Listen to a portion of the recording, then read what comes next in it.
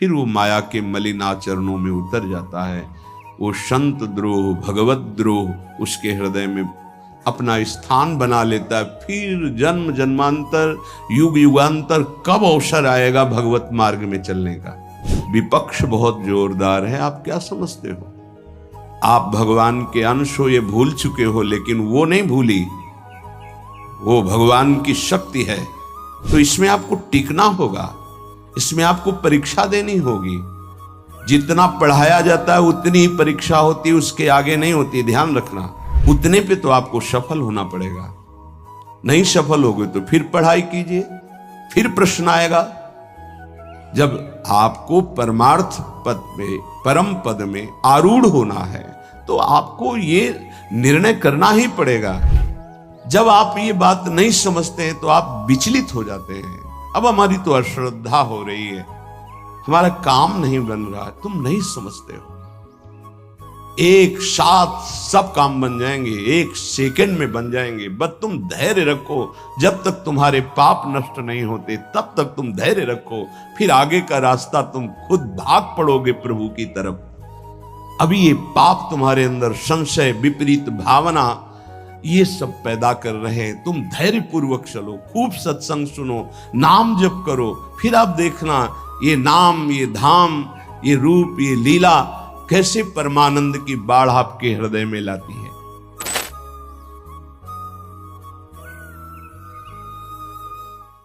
उपासक की जब अत्यंत ममता प्रिया प्रीतम के चरणों में हो जाती है, तभी हृदय पूर्ण रूप से समस्त कामना, वासना, स्पृहा, तृष्णा इससे रहित हो जाता है। जब तक प्रेम जल से हृदय नहीं धोया जाता तब तक मलिनता का अंश बड़ी बड़ी साधना करने पर भी बना रहता है। अभी अनंत जन्मों से माया में आसक्त चित्त होकर के नाना प्रकार के शुभ अशुभ कर्म करने वाले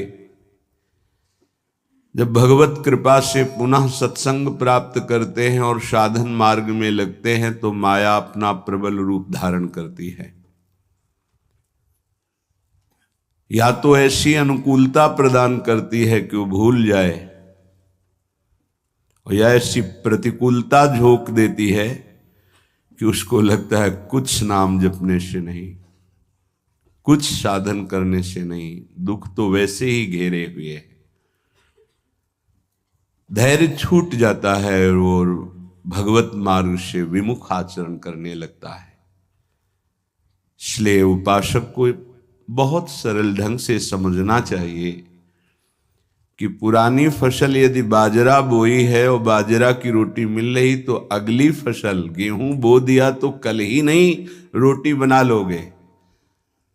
5-6 महीने लगेंगे किसान मेहनत करके, खेती तैयार करके, दाना बो करके, सींच करके, संभाल करके, फिर भी वो अतिवृष्टि, अनावृष्टि, ओले वृष्टि आदि से बच जाए, सुरक्षित हो जाए, तो सुरक्षित अनाज घर आ जाए, फिर वो पीस कर रोटी बना सकता है। तुम अनंत जन्मों से मनमानी आचरण करते रहे, आज नाम शुरू किया है तो वो तूफान नहीं उठेगा, नष्ट करने के लिए वो अपना स्वरूप धारण करेगा। उसकी गुलामी सहते रहे हो अभी, काम, क्रोध, लोभ, मोह, मद, मत्सर। अब तुमको धैर्य पूर्वक नाम को पकड़े रहना। जैसे आंधी चले तो हम पहाड़ का आश्रय ले लें, हटे ना इधर उधर, तो आंधी तूफान पहाड़ को नहीं उड़ा सकती। ऐसे ही श्री भगवान कह रहे मामेव ए प्रपद्यन्ते माया में ताम तरंतिते। माया का तूफान आएगा पर तुम मेरे चरणों को पकड़े रहना, छोड़ना नहीं। पर ये जिनका मलिन हृदय है ना, वो सोचते हैं 4 दिन नाम जप करेंगे सारे दुख मिट जाएंगे। हाँ, पक्का मिट जाएंगे, जड़ से मिट जाएंगे, पर धैर्य पूर्वक जीवन को आगे बढ़ाओ। भगवत विमुख होने से तुम्हारा मंगल ही अमंगल है, भगवत सन्मुख होने पर मंगल ही मंगल है। थोड़ा धैर्य धारण करो तुम्हारी ये फसल तैयार हो जाए, फिर देखना आनंदित हो जाओगे। पर ये कुसंग मन का और तन का, ये दोनों परमार्थ में टिकने नहीं देते। जहां ऐसे मित्र जन मिले जो गलत आचरण करने वाले होते हैं, वो पूछते हैं तुमने शराब छोड़ दिया, मांस छोड़ दिया, तुम नाम जप करने लगे, कुछ लाभ हुआ? अरे कुछ नहीं होने वाला, तुम देख लो करके। उसके दिमाग में माया तो आक्रमण किए ही है। तत्काल नकारात्मक भाव आ जाता है कि नहीं नहीं, भगवत मार्ग में कुछ नहीं मिला, ठीक कह रहे हो, तो आओ हमारे संग फिर हो जाओ। फिर वो माया के मलिन आचरणों में उतर जाता है। वो संत द्रोह, भगवत द्रोह उसके हृदय में अपना स्थान बना लेता है। फिर जन्म जन्मांतर, युग युगांतर कब अवसर आएगा भगवत मार्ग में चलने का। इसलिए जिनको सत्संग मिला है, जिनको नाम जपने का सौभाग्य मिला है, उनको बहुत धैर्यवान होना पड़ेगा। इसको ऐसे पकड़ना होगा कि जैसे हम बहुत बीमार हैं और इस औषधि के सिवा अब हमारा कोई रास्ता नहीं बचने का, अब हमको ये औषधि खानी ही है। जहाँ सुनाम भवभेषज हरनि घोर त्रयशूल, तीनों तापों का नाश करने की सामर्थ्य और संसार समुद्र से पार करने की सुदृढ़ नौका, भवरोग की अचूक औषधि नाम है।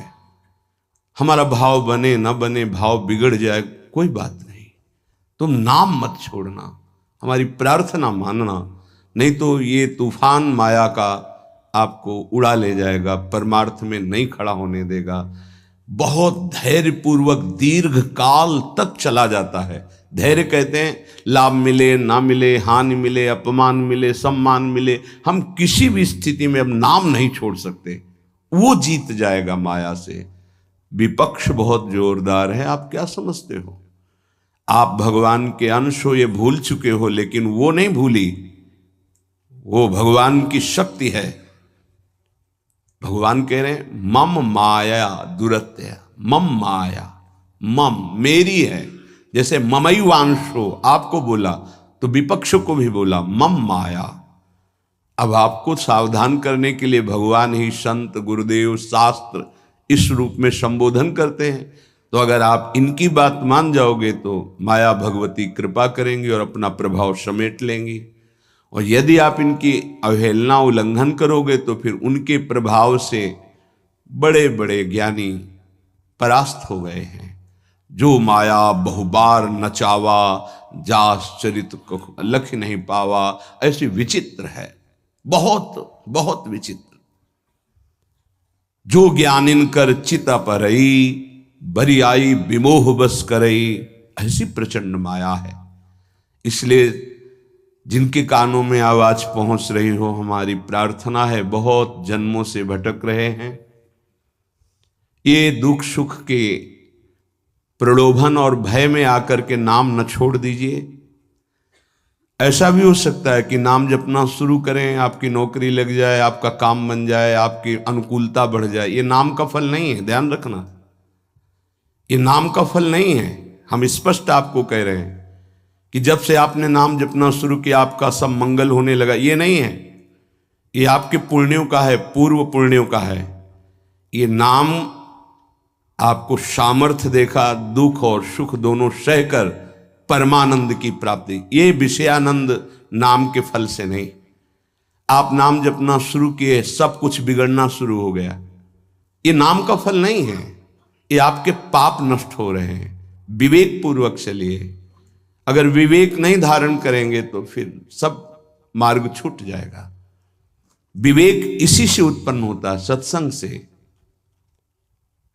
जहां विवेक जागृत हुआ वो आपको टिका देगा परमार्थ में, नहीं तो बहुत बलवती भगवान की माया है। जब लोगों के विचार सुने तो लगता है कैसे निकल पाएंगे इस माया से। आप निकलना ना चाहे तो किसी की सामर्थ्य नहीं कि आपको निकाल सके। स्वयं श्री भगवान आपके हृदय में बैठे हैं। क्या हो रहा है? दुर्गति हो रही। क्यों? क्योंकि आप नहीं निकलना चाहते। इसलिए भगवान हृदय में बैठे हैं, नहीं निकल पा रहे हो, बात मान लो। आप निकलना चाहो तो निकल सकते हो, आप न निकलना चाहो तो किसी की ताकत नहीं कि आपको इस माया प्रपंच से निकाल सके। इसलिए आपसे प्रार्थना है कि आप निकलने की कोशिश कीजिए। इसका बड़ा ही प्रलोभन और भुलावा प्रभाव है। प्रलोभन और भुलावा एक क्षण में भुला दे सारे ज्ञान विज्ञान को और अपने में आकर्षित कर दे, उसका नाम माया। ऐसे प्रलोभन फेंक दे कि जानबूझकर तुम भगवान को भूल जाओ और उन प्रलोभनों में लग जाओ, उसका नाम माया। सावधान हो जाइए। इसके प्रलोभनों में, इसके भोगों में आज तक कभी कोई सुखी और तृप्त नहीं हुआ। तुम्हें अब जो मार्ग मिला है ये तृप्ति का मार्ग है। तृप्त हो जाओगे, हाथ उठा के कहोगे अब कछुनाथ न चाहिए मोरे। देख लेना, चलो तो आगे।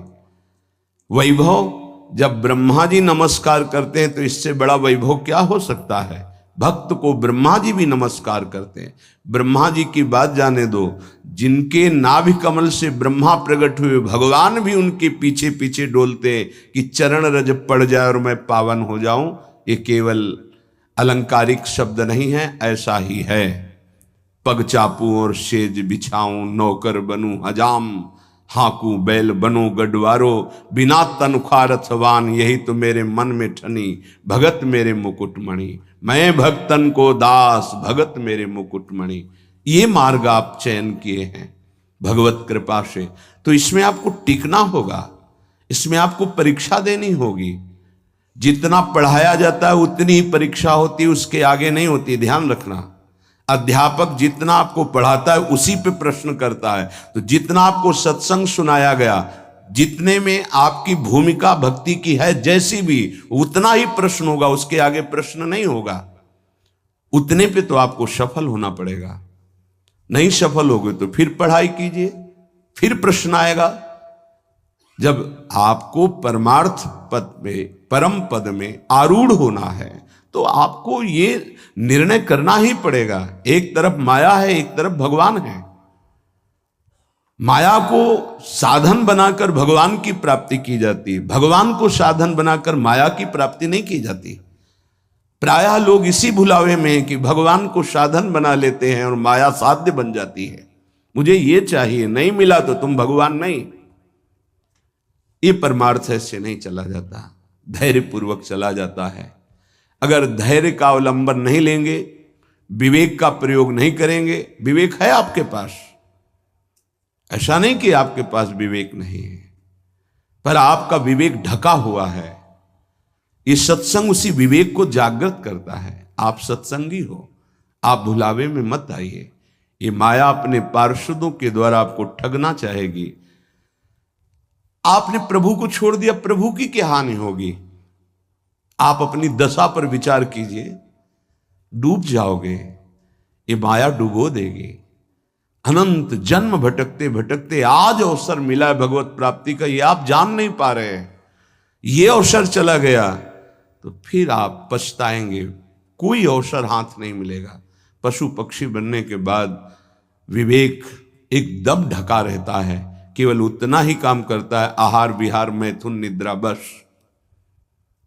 वो भगवत प्राप्ति करनी है, मेरा नया जन्म हो, कुछ विवेक नहीं रहता। आप में ये विवेक जागृत है। आप विवेक पूर्वक परमार्थ को पकड़िए, इस माया की चालों को मत देखिए, सह जाइए, दुख सुख को सह जाइए।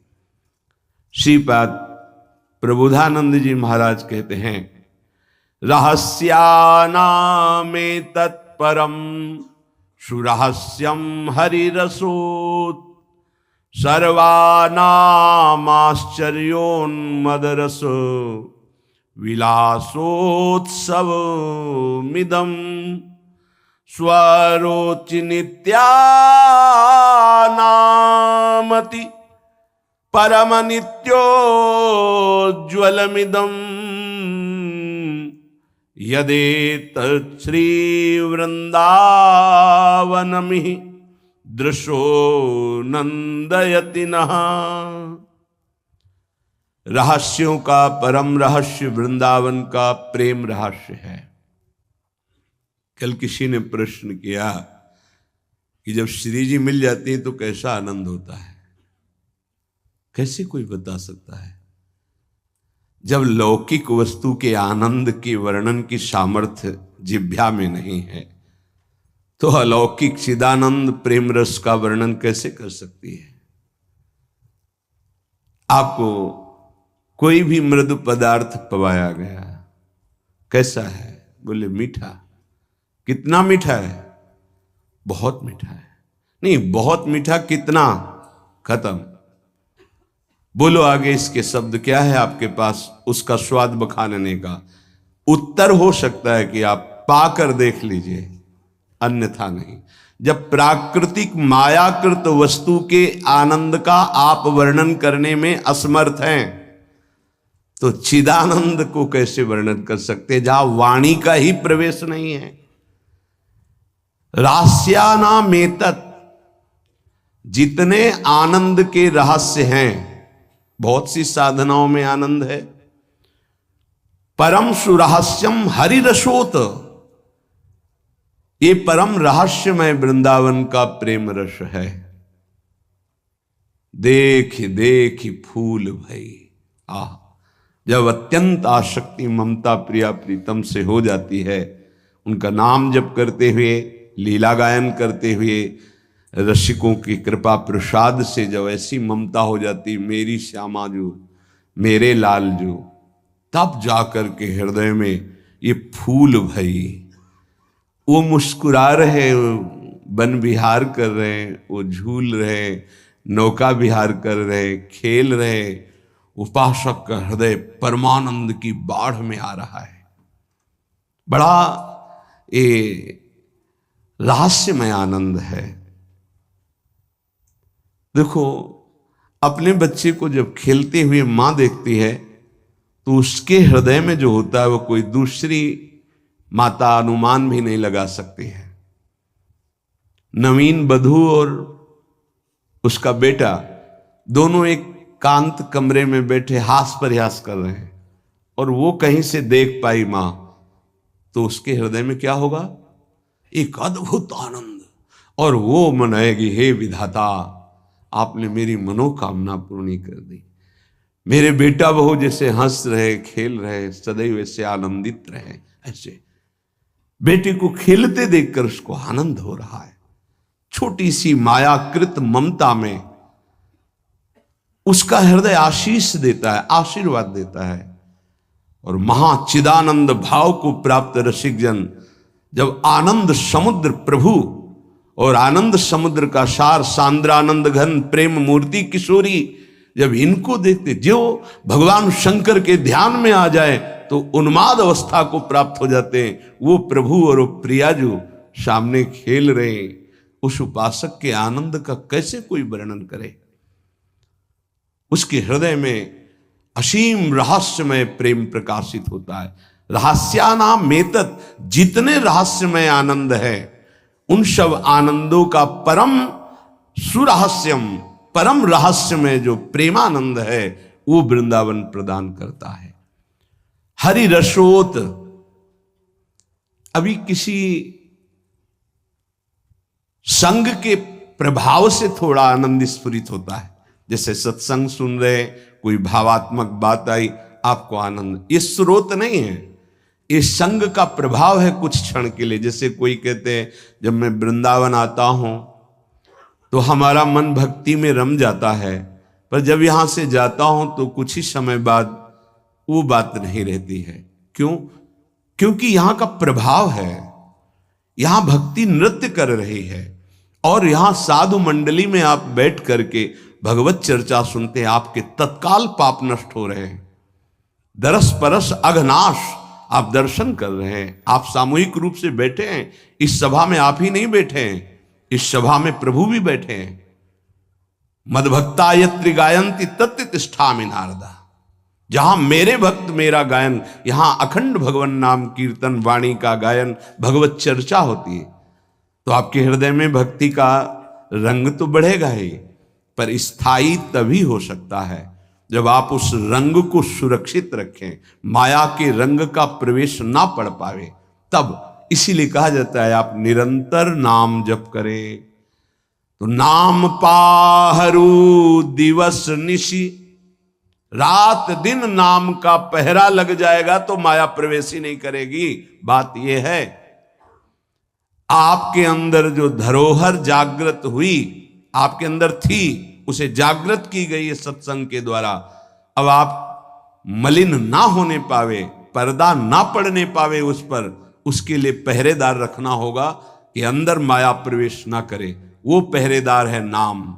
नाम पाहरू दिवस निशि, रात दिन पहरा नाम का है। और ध्यान तुम्हार कपाट, प्रभु का ध्यान कर रहे हैं तो मानो दरवाजा बंद है, माया प्रवेश नहीं कर सकती। राधा वल्लभ लाल को हृदय ध्यान मुख नाम, तो माया प्रवेश ही नहीं कर सकती। अब आप चिंतन के लिए दरवाजा खुला रखे हैं, इंद्रियों के द्वार, खूब माया का चिंतन स्वतंत्र रूप से कर रहे हैं, नाम को भूले हुए तो दुर्दशा तो हो ही जाएगी। परम आनंद की तरफ बढ़ने के लिए दरवाजा बंद करो इंद्रियों के और नाम का पहरा बैठा दो। देखते हैं माया कैसे प्रवेश करती है। सर्वानामाश्चर्योन्मद रस, सर्वाश्चर्य में उन्माद आनंद का प्रकट करने वाला वृंदावन धाम है। पक्का ये कोई लिखा ही नहीं है, ऐसा है। रात दिन में कब कैसी वृत्ति चढ़ जाए कुछ पता नहीं चलता। कोई साधन की गाढ़ अवस्था नहीं, तत्काल गाढ़ अवस्था प्रदान करता है वृंदावन। सहस्त्रों बार ये अनुभव हुआ कि ये तो केवल वृंदावन की कृपा से, सहस्त्रों बार। सर्वानाम आश्चर्योन्मद रस विलासोत्सवमिदम, इदम वृंदावन विलासोत्सव। हमारे प्रिया प्रीतम का जो प्रेम रस विलास है, नव निकुंज अभिराम श्याम संग नीको बन्यो समाज, जैसे हित हरिवंश विलास रास जुत जोरी अविचल राज। यहां बड़े बड़ों का प्रवेश नहीं है, पर कृपा हो जाए तो तिनका भी प्रवेश कर जाए। इसीलिए अपने लोग जो किसी योग्य नहीं हैं, केवल कृपा से प्रवेश पा रहे हैं। ये बड़ा दुर्लभ है प्रिया प्रीतम का साक्षात्कार, प्रिया प्रीतम की सेवा, प्रिया प्रीतम का प्रेम। स्वारोचि नित्यानामति परम नित्योज्वलमिदम, जितने भी स्वयं प्रकाश नित्य चिदानंद आनंद हैं, उन सबको प्रकाशित करने वाला यह वृंदावन है। यहां तक कि प्रिया प्रीतम को भी अपने प्रेम रंग में रंग देता है वृंदावन। प्रिया प्रीतम भी वृंदावन के गुण गाते हैं श्रीमुख से, और वृंदावन के प्रेम में उन्मत्त हो जाते हैं। ऐसा वृंदावन। यदेतत् श्री वृंदावन में ही दृश्यो नंदयति नहा, अब तो मेरे नेत्र और मेरा हृदय केवल केवल वृंदावन का आश्रय लेकर आनंदित है। अनन्य आश्रय बहुत बड़ा बल होता है। जिसने वृंदावन का आश्रय ले लिया उसके लिए कुछ दुर्लभ नहीं है। देखो, एक बार पाप भस्म होने तक आप धैर्य धारण कीजिए। जब तक आपके पाप भस्म नहीं होते तब तक आप धाम नाम रूप लीला का जबरदस्ती आश्रय लीजिए। ये बात हमारी आप समझने की चेष्टा कीजिए। जब आप ये बात नहीं समझते हैं तो आप विचलित हो जाते हैं। अब हमारी तो अश्रद्धा हो रही है, हमारा काम नहीं बन रहा है। तुम नहीं समझते हो, एक साथ सब काम बन जाएंगे, एक सेकंड में बन जाएंगे। बस तुम धैर्य रखो। जब तक तुम्हारे पाप नष्ट नहीं होते तब तक तुम धैर्य रखो, फिर आगे का रास्ता तुम खुद भाग पड़ोगे प्रभु की तरफ। अभी ये पाप तुम्हारे अंदर संशय, विपरीत भावना, ये सब पैदा कर रहे हैं। तुम धैर्य पूर्वक चलो, खूब सत्संग सुनो, नाम जप करो, फिर आप देखना ये नाम, ये धाम, ये रूप, ये लीला कैसे परमानंद की बाढ़ आपके